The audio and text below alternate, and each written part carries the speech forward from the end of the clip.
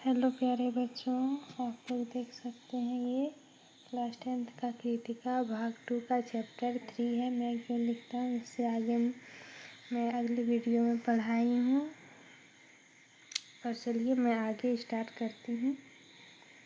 मैं विज्ञान का विद्यार्थी रहा हूँ। मेरी नियमित शिक्षा उसी विषय में हुई।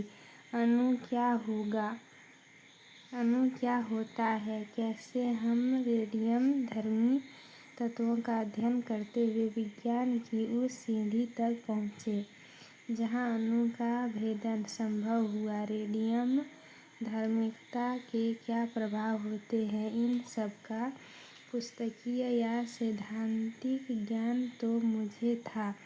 फिर जब वह हिरोशिमा में अणु बम गिरा, ये इम्पोर्टेंट है प्यारे बच्चों, इसको नोट कर लीजिएगा। तब उसके समाचार मैंने पढ़े और उसके परिवर्तित प्रभावों को भी विवरण पढ़ता रहा। इस प्रकार उसके प्रभावों का ऐतिहासिक प्रमाण भी सामने आ गया। विज्ञान के इस दुरुपयोग के प्रति बुद्धि का विद्रोह स्वाभाविक था।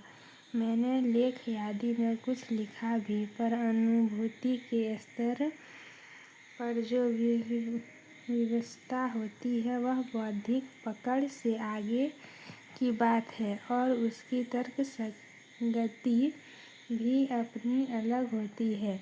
इसलिए कविता मैंने इस विषय में नहीं लिखी।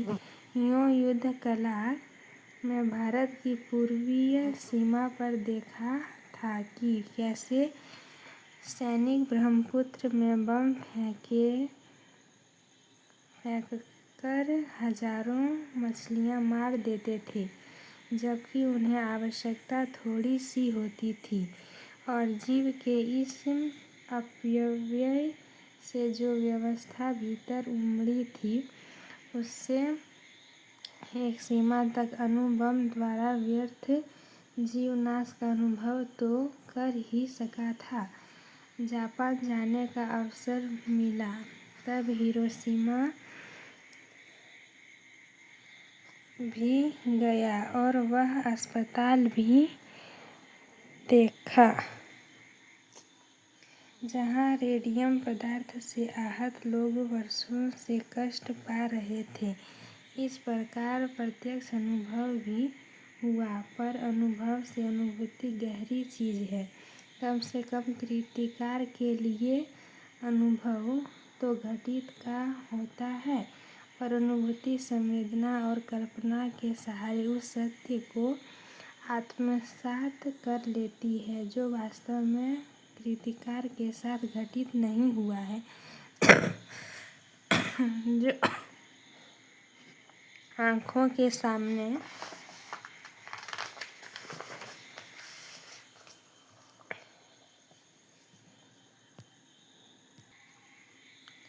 नहीं आया, जो घटित के अनुभव में नहीं आया, वही आत्मा के सामने ज्वलंत प्रकाश में आ जाता है। तब वह अनुभूति प्रत्यक्ष हो जाता है। तो हिरोशिमा में सब देखकर भी तत्काल कुछ लिखा नहीं, क्योंकि इसी अनुभूति प्रत्यक्ष की कसर थी। फिर एक दिन वही सड़क पर घूमते हुए देखा कि एक जले हुए पत्थर पर एक लंबी उजली छाया है।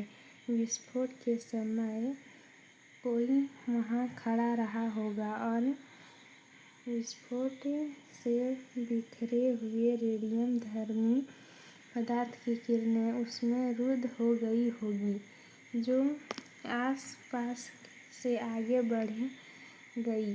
उन्होंने पत्थर को झुलसा दिया जो उस व्यक्ति पर अटकी। उन्होंने उसे भाप बनाकर उड़ा दिया होगा। इस प्रकार समूची सृष्टि जैसे पत्थर पर लिखी गई।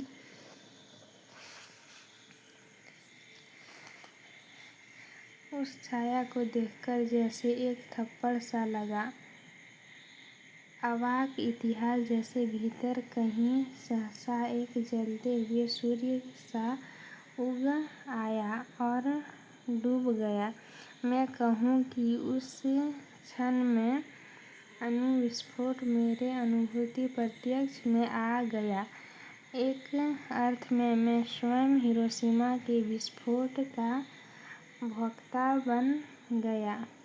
इसी में से वह विवशता जागी, भीतर की आकुलता बुद्धि के क्षेत्र से बढ़कर संवेदना के क्षेत्र में आ गई। फिर धीरे धीरे मैं उससे अपने को अलग कर सका और अचानक एक दिन मैंने हिरोशिमा पर कविता लिखी। जापान में नहीं, भारत लौटकर रेलगाड़ी में बैठे बैठे। यह कविता अच्छी है या बुरी, इससे मुझे मतलब नहीं है। मेरे निकट वह सच है, क्योंकि वह अनुभूति प्रस्तुत है। यही मेरे निकट महत्व की बात है। तो प्यारे बच्चों, ये कविताएं आप लोग को कैसी लगी ज़रूर बताइएगा। और लास्ट में मैं आप लोगों से एक सवाल पूछती हूँ कि इस कविता के लेखक कौन है। इसका जवाब आप लोग कमेंट बॉक्स में ज़रूर दीजिएगा। थैंक यू बच्चों।